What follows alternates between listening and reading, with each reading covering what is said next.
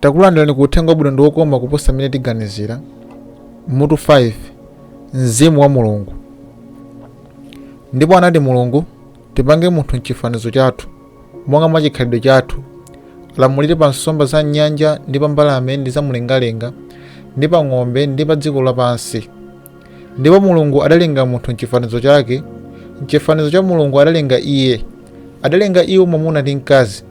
Genesis chapter 1 verse 26 and 27. Apa tikuona kuti munthu anapangidwa m'chifanizo cha Mulungu. Tikudziwa kuti Mulungu ali ndi maonekedwe ooneka, ndipo timadziwa kuti maonekedweyo ndi ofanana ndi maonekedwe a munthu. Pali malo angapo m'Baibulo amene anthu akhala ndi masomphenya a Mulungu, ndipo nthawi zonse anaonekera ndi maonekedwe a munthu. Limodzi mwa mawu amenewa ndi Daniel chapter 7 verse 9, pamene amati, ndinapenyerera mpaka anagwetsa mipando yachifumu, ndipo nakhala nkhalamba ya masiku akale. Chovala chake chinali choyera ngati matalala, ndi tsitsi la pamutu pake ngati ubweya woyera. Daniel 7 verse 9. Apa Mulungu akuyimiridwa kukhala ndi tsitsi loyera. Mu Chivumbulutso 5 verse 1 akuti iye ali ndi manja. Kotero ife tikuona kuti iye ali ndi maonekedwe ngati athu, kapena mwina ndi bwino kunena kuti ife tili ndi maonekedwe ngati ake. Koma kodi ndi thupi lokha limene tinapangidwa m'chifanizo cha Mulungu? Tikamawerenga Baibulo timaona kuti tili ngati iye m'njira zina zambiri. Tili ndi zomverera, Mulungu ali ndi zomverera. Tikonda, Mulungunso amakonda. Tikhoza kumva chisoni, Mulungu akhoza kumva chisoni. Iye ali ndi malingaliro ngati ife. Komanso Baibulo limaphunzitsa kuti mwauzimu Mulungu ndi ofanana ndi ife. Ndikanena zofanana sindikutanthauza kuti ndife ofanana mwa njira iliyonse. Zoona ndife otsika kwambiri, koma chitsanzo chilipo tinapangidwa ngati wina wake mwakuthupi, m'maganizo ndi mzimu. Tinalengedwa motengera chitsanzo cha Mlengi wathu, zimene zikusonyeza kuti tingaphunzire zambiri zokhudza mmene Mulungu alili, mwakungophunzira mmene munthu alili.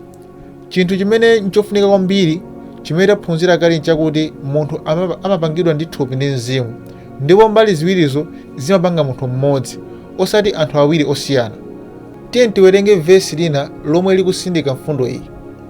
M'chaka chachiwiri cha ulamuliro wa Nebukadinezara analota maloto amene mzimu wake unavutidwa nawo, ndipo tulo take tinamusiya. Daniel 2 verse 1. Pano kunena kuti Nebukadinezara analota maloto amene anavutika anali mzimu wake. Kodi mawu akuti mzimu wake unavutika kutanthauza chani? Kodi ndi mpweya wake umene unavutisidwa? Inde si choncho.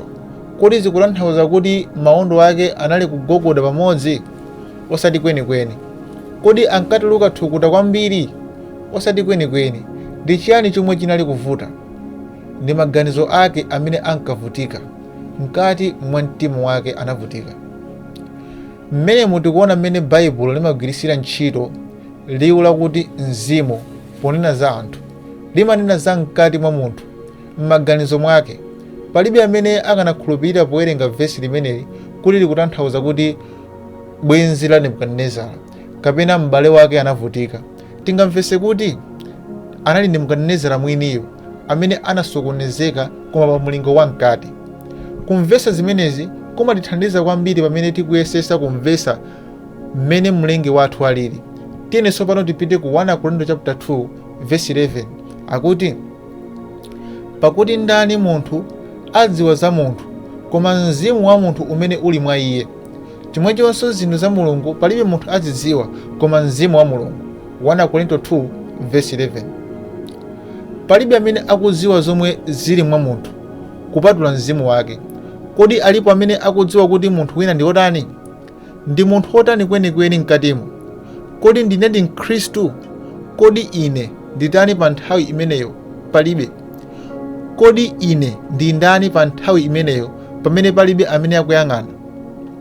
Kupatula Mulungu, munthu yekhayo amene akudziwa zomwe ndine ndi ineyo.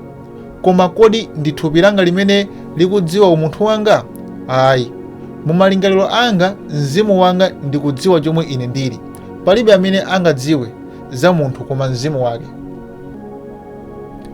Tsopano vesilo limati chotero zimenezi nzofanana. Palibe amene akudziwa za Mulungu kupatula mzimu wa Mulungu. Ndime iyi ikufanizira zinthu ziwiri momveka bwino. Ikuyerekezera mmene mzimu wa munthu umagwirizana ndi munthu ndi mmene mzimu wa Mulungu umagwirizanirana ndi Mulungu. Ndipo ndi limodzi mwa mavesi omveka bwino a m'Baibulo amene amatithandiza kumvetsa chimene mzimu wa Mulungu uli. Ngati mzimu wa munthu suli munthu wosiyana ndi munthu, pamenepo mzimu wa Mulungu suli munthu wosiyana ndi Mulungu mwiniyo. Apo ayi vesilo silimamveka. Paulo akunena kuti mzimu wa munthu ndi wogwirizana ndi munthu monga mmene mzimu wa Mulungu uli wogwirizana ndi Mulungu. Mzimu wa munthu suli munthu wosiyana ndi iye mwini, ndipo mzimu wa Mulungu suli wolekanisidwa ndi iye mwini. Chotero Mulungu ali ndi mzimu ndipo munthu ali ndi mzimu. Mzimu wa Mulungu ndi Mulungu mwiniyo koma osati thupi lake. Mzimu wa munthu ndi munthu koma osati thupi lake. Tsopano pamene timvetsetsa choonadichi, tayika chala chathu palimodzi mwa mfungulo aakulu amene amatsegula kumvetsa kwa mutu wa chilungamo wa chikhulupiriro. Tiye tione mfundo zina zingapo zimene zingatithandize kusimikizira kuti mzimu wa Mulungu umenewu ndi chiyani. Mu 1 Mafumu chapter 8 timafotokoza za nthawi imene Solomo ankapereka kachisi. Mu verse 27 Solomo analankhula za kukhalapo konse kwa Mulungu, mphamvu yake kukhala paliponse nthawi imodzi. Iye anati, koma kodi Mulungu adzakhaladi pa dziko lapansi? Taonani kumwamba ndi kumwamba sikungathe kukukwanani. Kuli bwanji nyumba iyi ndamanga? 1 Mafumu 8 verse 27. Solomo ankadziwa kuti Mulungu wakhala pa mpando wachifumu kumwamba. Komabe ananena kuti kumwamba sikungathe kukuzingani, kukhala kumwamba sikungathe kukukwanani. Chimene ankatanthauza nkunena kuti maonekedwe akukhala pa mpando wachifumu sali onse a Mulungu. Palinso zina zimene sitingathe kuziona. Pali mphamvu imene Mulungu amadusa nayo kupyola thupi lake nkufika mbali iliyonse ya chilengedwe. Tsiku lina ndikulankhula ndi m'bale wina ndipo anati, Mulungu ali paliponse koma osati payekha. Ndi mwa angelo ake kuti iye amapezeka paliponse. Pali angelo paliponse ndipo akuona chilichonse, kenako amabwerera kukanena kwa Mulungu. Pamene ananena zimenezi, ndinazindikira kuti lingaliro lake la Mulungu linali loperewera. Koma zona zake nzakuti Akhristu ena ambiri ali ndi chikhulupiriro chofanana ndi chimenechi.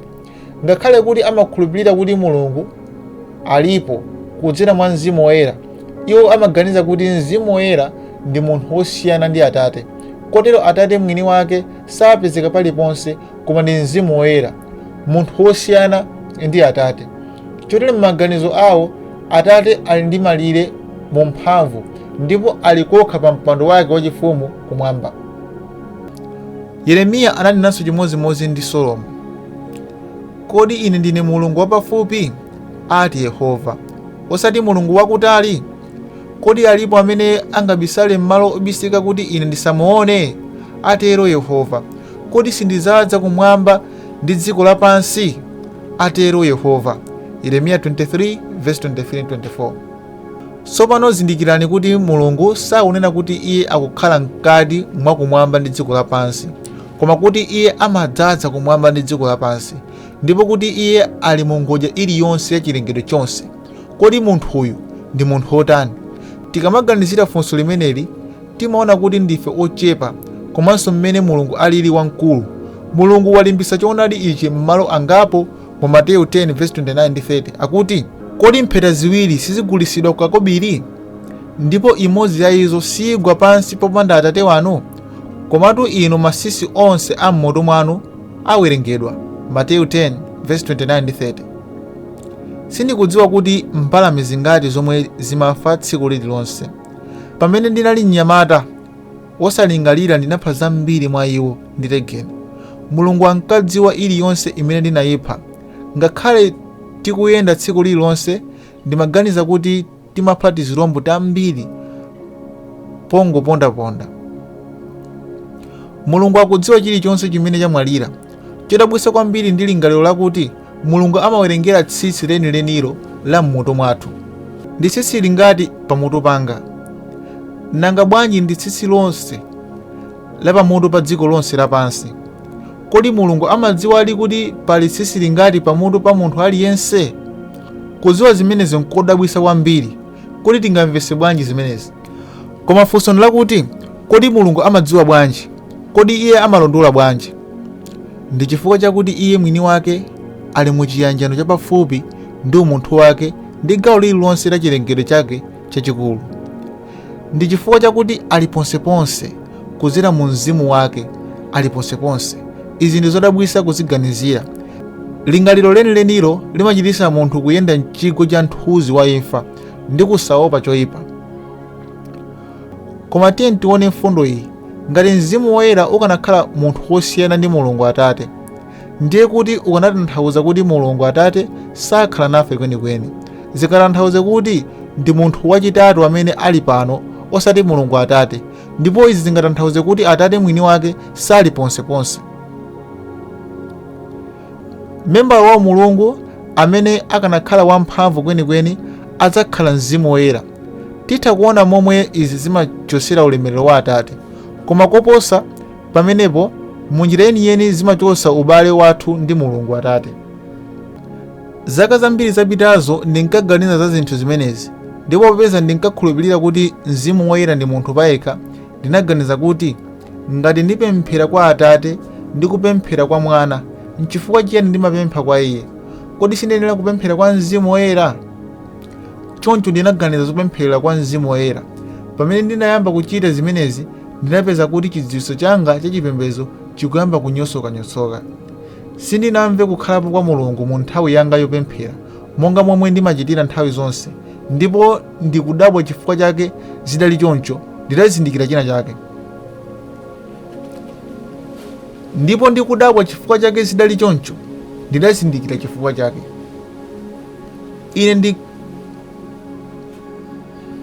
Ine ndikuwadziwa Atate. Baibulo limandiwuza mmene Iye alili. Ndili ndi chithunzi mu malingaliro anga cha yemwe Atate ali.